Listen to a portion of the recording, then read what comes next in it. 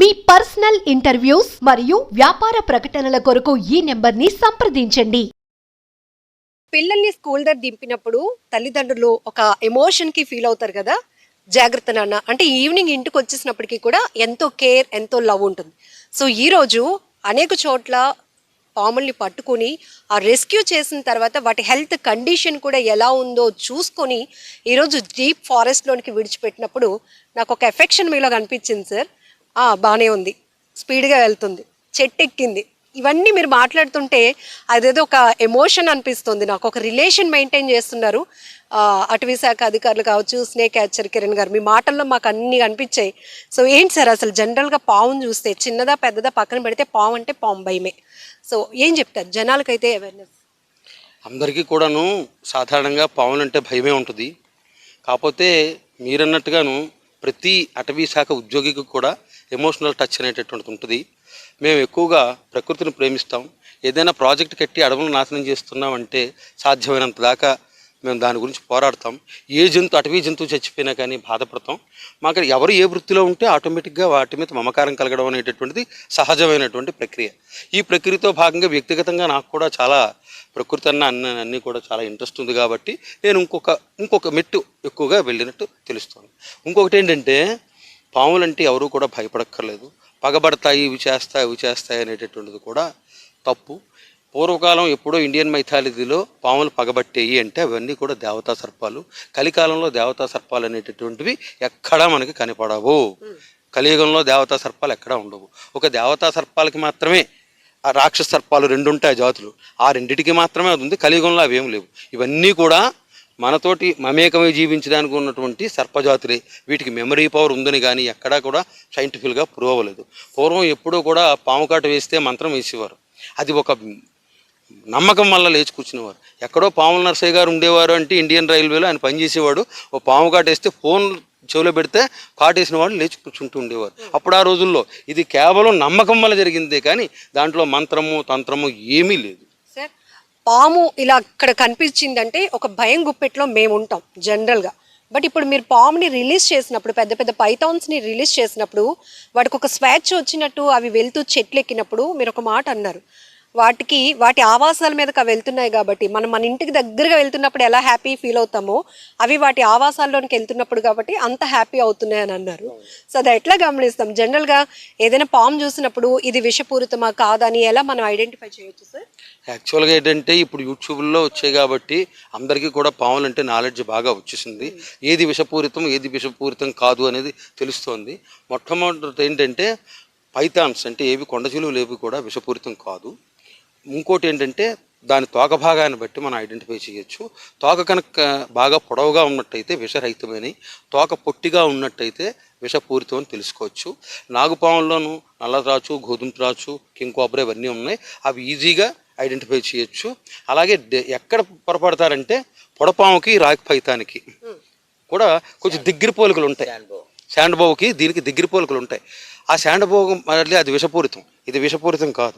దీన్ని ఐడెంటిఫై చేయడమే సాధారణ ప్రజానీకం కష్టం. కానీ ప్రొఫెషనల్స్ అన్నీ ఈజీగా కూడా రెండింటికి కూడా తేడా తెలుసుకోగలరు. ఎవరైనా సరే పాము గురించి భయపడవలసిన అవసరం లేదు. దాని జోలికి వెళ్లకుండా దాని మానాన్ని దాన్ని వదిలేసి మాకు ఎవరికైనా ఇన్ఫార్మ్ చేస్తే మేము వచ్చి వాటిని రెస్క్యూ తీసుకుని వాటి ఆవాసాల్లో మేము వాటిని వదిలిపెట్టేస్తాం. సార్ ఎక్కువ పైథాన్స్ గట్టిగా పట్టుకుంటాయి, ఏంటి డ్యామేజ్ అవుతాయి సార్ బాడీలో? ఇప్పుడు కిరణ్ గారు దాన్ని రిలీజ్ చేయడానికి పట్టుకున్నా మొత్తం చేయంతా చుట్టేసింది. దానివల్ల డ్యామేజ్ అంటూ మనకేం జరగదు, కానీ రక్త ప్రసరణ ఆగిపోయి ఆటోమేటిక్గా పిడికిలు ఓపెన్ అయిపోద్ది. ఈయన పిడికిలు ఎంత బిగించి పట్టుకున్నాడో అంత గట్టిగా బిగించడం వల్ల నరాల్లో కూడా రక్తం ప్రవహించదు, అంత గట్టిగా బిగుస్తుంది. అంత గట్టిగా బిగించడం వల్ల ఆటోమేటిక్గా పిడికిలు ఓపెన్ అయిపోద్ది. పిడికిలు ఓపెన్ అయిపోతే ఇమీడియట్గా కాటేయడానికి ట్రై చేస్తుంది. ఏ పావునైనా సరే పట్టుకున్నప్పుడు దాని తల భాగం, దాని తోక భాగం చాలా ఇంపార్టెంట్. మీరు ఆయన గమనించండి, ఆయన ఈజ్ ఆల్సో ప్రొఫెషనల్. తోకనే పట్టుకుని ఎత్తుతున్నాడు, కానీ ఆ తోకను పట్టుకుని ఎత్తడం వల్ల అది మనకు కాటేయదు. కానీ అది ఊగిసినప్పుడు ఎక్కడైనా కాటేయచ్చు. అలాగా ఆయన కూడా 2-3 సార్లు కాటేయడం జరిగింది. ఆయన అంచుల దాకా వెళ్ళి వచ్చాడు పాపం. అంచుల దాకా వెళ్ళి తర్వాత ఏవో ట్రీట్మెంట్లు అన్నీ చేసుకుని చాలా బాధలు పడ్డారు. కానీ అందరూ కూడా అలా చేయొద్దు. ఎవరైనా సరే, ముఖ్యంగా మొన్న కూడా నేను ఒక వీడియోలో చెప్పాను, యువత ఎప్పుడు కూడా పాముల దగ్గరికి వెళ్ళి వీడియోలు తీసుకుంటాం, రీల్స్ చేస్తాం అనేటటువంటిది మానుకోండి. వాళ్ళు కూడా తీసుకోవాలి అంటే మొట్టమొదటి వాళ్ళు ప్రొఫెషనల్స్ కింద టర్న్ అవ్వండి. అంటే ఏంటి, ట్రైనింగ్ తీసుకోండి. ఒకవేళ పాములు పట్టడంలో ఏవైనా మీకు కావాలన్నట్టయితే ట్రైనింగ్ ఇవ్వడానికి స్నేక్ క్యాచర్ గారు ఈయన ఉన్నారు, ఇంకా 2-3 కూడా ఔత్సాహికులు కావాలని ట్రైనింగ్ ఇస్తున్నారు. అలా మీరు చేసుకుని రెస్క్యూ చేయండి. అంతేగాని మీరు గబగబా వెళ్ళి మాత్రం ఇదే నన్నేం చెయ్యదు అని మాత్రం అనుకోకండి. ఏ పాము అయినా సరే కొన్ని రకాలైనటువంటి పాములు కరిస్తే మనకి గ్యాంగ్రీన్ అటాక్ అవుతుంది. గ్యాంగ్రీన్ అంటే ఆ భాగం కుళ్ళిపోద్ది, అది నెమ్మదిగా స్టార్ట్ అలా వెళ్తూ ఉంటుంది. దానికి చాలా లాంగ్ టర్మ్ కోర్స్ వాడాలి. అది ఏ రకమైన పాము కరిచిందో కూడా డాక్టర్కి స్పెసిఫిక్గా మనం చెప్తే దానికి ఉన్నటువంటి మెడిసిన్ ఇస్తారే కానీ ఏ పాము కరిచిందో చెప్పలేకపోతే వాళ్ళు కూడా కరెక్ట్గా మెడిసిన్ అడ్మినిస్ట్రేట్ చేయలేరు. అది దీంట్లో ఉన్నటువంటిది. రైతులు మాత్రం పావులు వెళ్ళిపో తల్లి అని అంటూ ఉంటారు. వాటిని పట్టుకోవడం కానీ కొట్టడం కానీ ఏం చేయరు.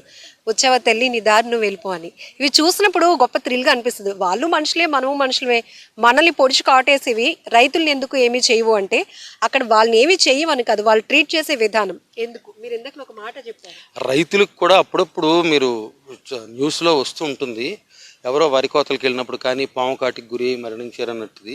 ఏదైనా సరే పాముకి హారం చేస్తేనే, అంటే తెలుసో తెలియకో దాని తోక తొక్కో, దాని బుర్ర తొక్కో, దాని నడుము తొక్కితేనే అవి కాటేస్తాయి. కానీ సాధారణంగా అవి వాటి జోలికి వెళ్ళకపోతే మన జోలికి రావు. మొట్టమొదట అది భయపడినప్పుడు అటాక్ చేస్తుంది. ఏ వైల్డ్ యానిమల్లోకైనా సరే కళ్ళు పెట్టి చూడకూడదు. కుక్క అయినా సరే, మీ ఇంట్లో పెంచుకుంటున్న కుక్క అయినా సరే దాని కళ్ళతోటి మీ కళ్ళు కలపకూడదు. కలిపితే మీరు అటాక్ చేస్తున్నారని దానికి ఫీలింగ్ వస్తుంది, అభద్రతా భావం దానికి వస్తుంది. వెంటనే అది మన మీదకి అటాక్ చేస్తుంది, ఈజీ క్యాచ్ చేస్తాయి. మేడం గారు, సూర్యగ్రహణం వచ్చినప్పుడు జంతువులకు తెలుస్తుంది మొట్టమొదట. వాళ్ళకేం పంచాంగాలు లేదు, ఇప్పుడున్నటువంటి అవేం పైకి శాటిలైట్స్ అవి పట్టించుకోలేదు, కానీ వాటి ఈజీగా ఐడెంటిఫై చేసుకున్నాయి. అంటే భగవంతుడు వాటికి కల్పించిన జ్ఞానం అలాగే అనుకుందాం. లేదా వాటికి ఆ జ్ఞానం ఉంది. ఖచ్చితంగా గ్రహణ సమయానికి సంపూర్ణ సూర్యగ్రహణం ఇప్పుడు ఎవరు కూడా చాలామంది తక్కువ మంది చూసుంటారు. 79లో నేను చూడగలిగిన అదృష్టం ఉంది. ఈనాడు పేపర్ వాళ్ళు విపరీతంగా రాయడంతో ఇళ్లలో దాక్కుని గొడ్డలు అడ్డు పెట్టుకున్నారు. కానీ నేను హాయిగా అద్దానికి మసిపూసి చూశాను. అప్పుడు ఏంటంటే ఆకాశం ఒక్కసారి చెమచీకట్లు కమ్మేస్తుంది. పశువులు కూడాను, వాటికి తెలుసును పశువులకి వాటి ప్రవర్తనలో తేడా వస్తుంది. పక్షులు కూడా కిలకిలరావాలు చేస్తాయి. అంటే సాయంత్రం అయితే ఏ రకంగా అవుతుందో అనేటటువంటిది కూడా అవి చేస్తాయి. వాటికి ఆ జ్ఞానం స్వతహాగా ఉంది.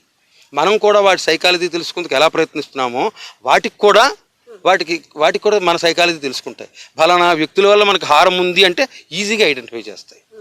ఈ వ్యక్తుల వల్ల హారం లేదు అంటే, ఈ రైతులతో ఇందాక మీరు అడిగిన ప్రశ్నలకు నేను ఇప్పుడు జవాబు చెప్తున్నాను. ఆ రైతులకి వాళ్ళ తాలూకు స్మెల్ అవన్నీ వాటి పసిగడతాయి కాబట్టి వాళ్ళతో రోజు ఉన్న వాళ్ళతో అవి ఏం చేయవు. రోజు దైనందిన దినచర్యలో వాళ్ళు పక్కన ఉన్నారు కాబట్టి అవేం చేయవు. కానీ కొత్త వాళ్ళు ఎవరైనా వస్తే ఇమీడియట్గా వాళ్ళ మీద అటాక్ చేస్తాయి. క్యాచ్ చేస్తాయి. తెలుసుకుంటాయి. పాముకి ఒళ్ళంతా చెవులు అంటారు, అంటే మన పూర్వీకులు చెప్పింది. కానీ మన గుండె చప్పుడు కూడా అది వినగలుగుతుంది. మనం నిలబడినప్పుడు ఒక సర్టెన్ డిస్టెన్స్లో ఉంటే మన గుండె చప్పుడు దానికి వినపడుతుంది అంటారు. అది కూడా సైంటిఫికల్లీ ప్రూవ్ అయింది. మన గుండె చప్పుడు అది వింటుంది. దాన్ని బట్టి, మన గుండె వేగాన్ని బట్టి మనం వాటి మీద మనం అటాక్ చేస్తామో చెయ్యమో తెలుస్తుంది. ఇప్పుడు మన మీద ఎందుకు అటాక్ చేయలేదంటే మన గుండె వేగం ఏం లేదు, వాటికి హాయిగా వదులుదామని వచ్చాం. మనం మంచిగానే ఇక్కడికి వచ్చామని వాటికి అర్థమైపోయింది. అందుకనే మనకి అటాక్ చేయలేదు. కానీ చిన్న రక్షణగా చెట్టు ఎక్కిపోయే ముందు మళ్ళీ మనం పట్టుకుని లోపల పెట్టేస్తామేమో అని. మరి ఇప్పటిదాకా బంధించాం కదా, వాటికి అపకారం మనం చేయకపోయినా మనం బంధించి ఉంచాం కదా ఇప్పటిదాకా. అందువల్ల చెట్టు ఎక్కిపోయినాయి. ఇంకా చెట్టు మీద ఉన్నట్టున్నాయి కూడా ఎక్కడో, చెట్టు మీద ఉన్నాయి చూడండి, చెట్టు మీద ఉన్నాయి. స్నేక్ క్యాచర్ కిరణ్ గారి కోసం స్పెసిఫిక్గా చెప్పాల్సిన అవసరం లేదు. కానీ 25 years ఇందులో సర్వీస్ చేశారంటే ఆయన ఎన్నోసార్లు డెత్ వరకు వెళ్ళి వచ్చిన వాళ్ళే. ఎందుకంటే ఎవరినో రక్షించడానికి, పాముల్ని కూడా మనుషుల నుంచి రక్షించడానికి ఆయన చేస్తున్న సర్వీస్కి నిజంగా హ్యాట్స్ ఆఫ్ చెప్పాలి. కొన్ని డబ్బుల కోసం చేసే పనులున్నా కూడా ఇది ప్రాణాలు పనంగా పెట్టి చేసే పనులు అంటే మామూలు విషయం కాదు. సో ఎన్నో విషపూరితమైన పాములు లైవ్ రెస్క్యూ చేసినప్పుడు మనమైతే చూస్తాం దాని సైజు అది ఏంటి అని. కానీ ఆయన మాత్రం ఒక కన్నులో పాము ఉన్నట్టుంది అని జస్ట్ చెప్తే చాలు, ఇలా తీసి ఇలా ఏదో సినిమాలో రజనీకాంత్ గారిలా పట్టుకుంటారు. సో అంత ఈజీగా, బట్ ఈజీ జాబ్ అయితే కాదు, చాలా టఫ్ జాబ్. సో ఏం చెప్తారు కిరణ్ గారు? చెప్పండి అమ్మా, నా గురించి మీకు చెప్పాల్సిన 25 years లో దాదాపు 30,000 పాములు పై చిలుక పట్టి ఉన్నాం. ఇందులో కలెక్టర్ ఇంట్లోనికి వెళ్ళిన పాములు ఉన్నాయి, సెలబ్రిటీ పాములు అన్నారు ఒక రకంగా చెప్పాలంటే.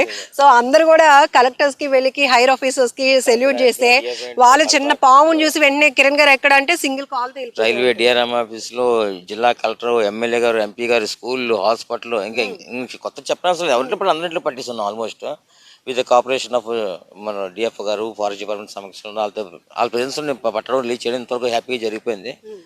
నేను అది ఇప్పుడు సార్ని రిక్వెస్ట్ చేస్తున్నాను. మాకు టీము స్ట్రాంగ్ టీం ఉంది, నా దగ్గర స్ట్రాంగ్ టీం ఉంది. మాకు స్నేక్ క్యాచింగ్ ఎక్విప్మెంట్స్ కూడా మీరు దయచేసి కొంచెం ప్రమోట్ చేయండి సార్. స్నేక్ క్యాచింగ్ ఎక్విప్మెంట్స్ మాకు చాలా నీడ్ అయ్యి ఇప్పుడు మా దగ్గర మా స్ట్రెంత్ ఎక్కువ ఉంది. జిల్లాలోని రోజు మినిమం మోర్ దాన్ బడ్జెట్లో పెట్టాలని చూస్తాను, లేదా ఎవరైనా స్పాన్సర్లు వస్తే వాళ్ళ చేతి రికమెండ్ కూడా చేయాలి. మాకున్న వాళ్ళు 20 మంది టీము.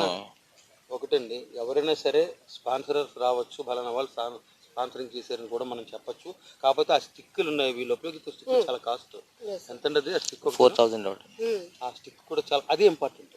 దీంట్లో వీళ్ళు ఉపయోగిస్తున్న స్టిక్కే ఇంపార్టెంట్. టెక్నికల్ గా ఇంకోటి ఉండదు, క్లిప్ అది వాడదాన్ని సార్, అది డ్యామేజ్ అవుతుంది, స్నేక్ డ్యామేజ్ అవుతుంది. అది జనరల్గా కిరణ్ గారు డాక్టర్ కొడుకు, అదే డాక్టర్ తండ్రి అంటాడు, లాయర్ అయితే లాయర్, అంటే ఏదో ఒకటి ఒక మంచి పోస్ట్ లో పెట్టాలని. మరి మీరేంటి ఇంత ఉంటాడు మీ బుడ్డోడు, మీ అబ్బాయి, సో తనకి కూడా మీరు ఎంత చక్కగా పాములు, పెద్ద పెద్ద ప్రాబ్లం ఏంటంటే ఇక్కడ నేను మిడ్ నైట్ స్నేక్స్ పడతాను కదా, నాకు పాములు పెట్టడానికి అక్కడ ప్లేస్ లేదు. కార్లో పెట్టుకుంటే ఓపెన్ అయిపోయి బయటకు వచ్చేస్తాయని చెప్పి మా ఇంటి ముందుకు వెళ్తాను, ఇంటి ముందు పెడతాను. అది చూసి 2-3 రోజులు జ్వరం వచ్చింది అడికి. ఆ జడుపు పోవాలని చెప్పి స్నేక్స్ అలాగే ఇస్తారు. స్నేక్ నాకన్నా ఎక్కువ బాగా పట్టేస్తున్నాడు, అలా అలా హార్ట్ పట్టేస్తున్నారు పాముల్ని. అది ఎలా జరిగింది? వీడు రోజు మన ఇంట్లో పావులు ఉంటాయి కాబట్టి రోజు జ్వరం వచ్చే కన్నా ఒకసారి వాటితో ఫ్రెండ్షిప్ చేయిస్తే ఆడి పట్టించుకున్నాడు, ఎక్కడ పెట్టాలని చెప్పి ఆడే పక్కన పెట్టేస్తాడు, ఏ పావులను ఆడి పెట్టేస్తాడు. మరి రోజు భయపడిపోతున్నాడు. ఇప్పుడు ఫ్రీ అయిపోయింది, ఇంట్లో ప్రాబ్లం లేదు. ఇంకా జనరల్ గా మీరు ఏదైనా జాబ్ చేస్తే మంచిగా ఎర్న్ చేయొచ్చు, కానీ ఇది ఒక సోషల్ సర్వీస్ లాగా కూడా మీరు ఇప్పుడు ప్రెసెంట్ 10 మంది టీం ఉన్నారు. మా టీం అలా ఇప్పుడు విశాఖపట్నం ఆన్లైన్ సర్వీస్ ఫోన్ చేయగానే ఇమీడియట్గా సర్వీస్ చేయడానికి 18 మెంబర్స్ ఉన్నాం మేము. Mid night round the clock 24/7 service చేస్తున్నారు. ప్రెసెంట్ 18 మెంబర్స్ ఉన్నాం మేము. So first at the age of, మీరు ఏ ఏజ్ లో అసలు పాముని ఫస్ట్ చూసినప్పుడు కానీ, లేకపోతే ఎప్పుడు పాములు నేను క్యాచ్ చేయగలను అన్న ఏం లేదు, నా చిన్నప్పుడు అగ్రికల్చర్ ఫ్యామిలీ, పొలాల్లో ఉన్నప్పుడు చిన్నప్పుడు చాలా అవలేదు పాములు పట్టిస్తాను. నా అదృష్టం ఏంటంటే ఆ రోజు పట్టినన్ని నాన్-వెనమస్ స్నేక్స్. అప్పుడు పాము పట్టిస్తాం, అది మన అదృష్టం కొలితే నాన్-వెనమస్ స్నేక్. తర్వాత సర్టన్ ఏజ్ డిగ్రీ వచ్చిన తర్వాత అప్పటి నుంచి అలా పట్టడం జరుగుతుంది. కొత్త ఏజ్ వచ్చిన తర్వాత దాని పూర్తి అవగాహన రావడం, పాము పట్ల మొత్తం పూర్తి అవగాహన రావడం, దాని మీద స్టడీ చేయడం. ఇప్పుడు టోటల్గా మన విశాఖపట్నం కిరణ్ అంటే స్నేక్ కిరణ్ అంటే మన పేరు అనిపిస్తుంది. అక్కడ మిడ్ నైట్ పోలీసు డిపార్ట్మెంట్ వాళ్ళు ఎలాగైతే పబ్లిక్ సర్వెంట్స్ గా పనిచేస్తున్నారో, ప్రజల ప్రాణాలను రక్షించడంలో మీ పాత్ర కూడా చాలా ఎక్కువ చేస్తున్నాను. నాకు కాకపోతే నేను నిజంగా చెప్తున్నానమ్మా, నిన్న కమిషనర్ ఆఫ్ పోలీస్ గారు మిడ్ నైట్ 1 గంటకు మెసేజ్ పెట్టి టుమారో కమ్ టు ఆఫీస్ అని చెప్పి నాకు అప్రిషియేట్ చేస్తే దానికన్నా ఇంకా గర్వం ఇంకేముంటుందమ్మా. అంతమంది పోలీసులు, సీఏలు, ఏసీపీలు, డీసీపీలు ఇంత సమక్షం నన్ను పిలిచి సత్కారం చేశారంటే నేను 23 సంవత్సరాలు చేసిందంతా మర్చిపోయాను. నేను నాకు చేసిన అప్రిషియేషను, సిపి గారు పిలిచి నన్ను అప్రిషియేట్ చేసే విధానం, వాళ్ళు ఫిలిసిటేషన్ చేసే విధానం చూసి నా జీవితంలోని జనం ధన్యమైపోయింది అన్న. తర్వాత ఇప్పుడు నాకు మంచి సపోర్ట్ మా శాస్త్రి గారు. Mid night round the clock ఎప్పుడు ఫోన్ చేసినా కిరణ్ చెప్పమ్మా, ఎప్పుడు ఫోన్ చేసినా ఏం పాము రేపు మార్నింగ్ తీసుకొచ్చా అని చెప్పి ఎన్ని పనులున్నా ఈయన వెహికల్ వేసుకుని వచ్చి పాము రిలీజ్ చేయించి నాకు సంతకం పెట్టేసి వెళ్తున్నారు. ఈయన నాకు వెళ్ళి సపోర్ట్ చేస్తున్నారు మా శాస్త్రి. ప్రెసెంట్ మీకు రిక్వైర్మెంట్ అంటే డిపార్ట్మెంట్ ఆల్రెడీ శాస్త్రి సార్కి మీరు చెప్పారు. సో ఇంకా మీరు చాలా వరకు రెస్క్యూస్ చేయాల్సి ఉంది, ఎందుకంటే మనం అడవుల్ని తొలిచేస్తున్నాం, అడవుల్లోనికి వెళ్ళిపోతున్నాం. మనం మనుషులమైనప్పటికీ కూడా జంతువుల్ని వెనక్కి జరిపి వెళ్ళిపోవడం వల్ల మనం చాలా ప్రమాదకర పరిస్థితి. నేనైతే గవర్నమెంట్, గౌరవ ముఖ్యమంత్రి కానీ, మన జిల్లా కలెక్టర్ గారు కానీ, జీవీఎంసీ కమిషనర్ కానీ ఎవరైనా రిక్వెస్ట్ చేసింది ఒకటే, నాకు స్నేక్ సేవ్ సొసైటీ టీం ఉంది, అందరూ చదువుకొని ఉద్యోగాలు లేని వాళ్ళు ఈ సర్వీస్ డెడికేట్ అయిపోయి సర్వీస్ చేద్దామని వచ్చిన వాళ్ళు. ఇక జీవీఎంసీలో నేను గుంతమ్మ కోరికలు కోరను, నాకు ఉద్యోగాలు కావాలి. కానీ అవుట్ సోర్స్ కింద ఇస్తే కొంచెం సేఫ్టీ, వాళ్ళకి అవుట్ సోర్స్ కింద ఇచ్చి కొంత అవుట్ సోర్స్ దేని కొడుతుందంటే ఈఎస్ఐ ఫెసిలిటీ, మెడికల్ ఫెసిలిటీ. గబుకొని పాము కాటేజ్ అయిన హాస్పిటల్కి అయితే స్టార్టింగ్ అడ్వాన్స్ 30,000 తీసుకుంటారు. అవి ఎక్కడిక మీ పాము ఫ్రీ సర్వీస్ చేయడానికి వెళ్తాం, లేదా 1000 పెట్రోల్ కడిగినా ఆడు పాము కాటేసి ఆడు 30,000-20,000 కట్టమంటే కట్టలేరు కదా. నేను అది ఒకటే రిక్వెస్ట్ చేస్తాను, జిల్లా కలెక్టర్ గారికి గతంలో కూడా ఒక రిప్రజెంటేషన్ ఇద్దాం అనుకుని పిలుస్తాను. వెళ్ళి ఎక్కడైనా స్నేక్ బైట్ అయితే మాకు స్పెషల్ ప్రియారిటీ కింద ఎగ్జామ్షన్ ఇచ్చి ట్రీట్మెంట్ స్టార్ట్ చేయి, తర్వాత చూద్దాం. లేకపోతే ఒక వైల్ ఇచ్చి కేజీహెచ్కి రిఫర్ చేసినట్టు అటువంటి సరిపోయి నేను చేయడానికి కలెక్టర్ గారికి ఒకసారి వెళ్ళి కలిసి వివరంగా చెప్దామని అనుకుంటున్నాను. తర్వాత మెయిన్ ప్రాబ్లం మాకు ఏంటంటే పాములు పట్టిన తర్వాత మిడ్ నైట్ పాములు మాకు వస్తాయి. డే టైం అంటే సాక్షిగా చెప్తాం వస్తాం వదిలేస్తాం. మిడ్ నైట్ 1 గంట 2 గంటలు పట్టిన పాములు ఎక్కడ పెట్టుకోవాలి మేము? స్టోరేజ్ ఇప్పుడు మా పిల్లలకి మాకు ప్రాణాలకి మాకు ప్రీతి మాకు భయాలు ఉంటాయి కదమ్మా. అదొక స్టోరేజ్ పెట్టడానికి కొన్ని ఏరియాల్లో ఎక్కువ మాకు ఎక్కడైతే స్నేక్స్ రెస్క్యూ చేస్తున్నాం, రుషికొండలో చేస్తున్నాం, వేపగుంటలో చేస్తున్నాం, పర్వాట్లో అచ్చాపురం చేస్తున్నాం, మల్కాపురం చేస్తున్నాం, పాములు తీసుకొచ్చి ఇంట్లో పెట్టినాం. ఇంకో మన ఇంట్లో వాళ్ళకి ఇష్టమైన చుట్టుపక్కలతో ప్రాబ్లం అవుతుంది. పాములు తీసుకొచ్చి ఇంట్లో పెడుతుంది. మనకు దైత్యం కొద్ది ఇంకొక రేపు ఎప్పుడైనా పాము వచ్చింది అనుకో ఈ పామే వచ్చింది అంటారు. అది గొప్ప హెడ్డేక్ అయిపోతుంది. అది కలెక్టర్ గారికి మన విషయం చెప్పాను నేను.